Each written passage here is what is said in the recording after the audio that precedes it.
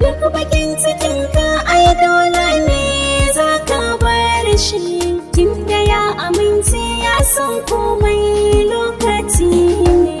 Hassada ƙiyayya ashe za ta kai wasu rami, kai kuma rubutu ka ɗau alƙalami da takarda, don kuma masu kallo suna nan duka sun sa ainu, suna ta kallo ta ya za a yi ƙarami ya zama babba.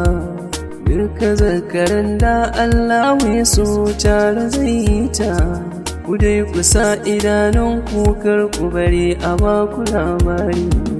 Duk bakin cikinka ai dole ne za ka bar shi, tunda ya amince ya san komai lokaci ne. Ai kariya ta kace ya Allah na yi roƙonka ka kare, Allah ga iyayena, Allahu ga matana, Allah ga ‘ya'yana, sannan ga yayyena, Allahu ga ƙannena, sannan ga masoyana, Allah ga abokaina, muna ƙaunar juna.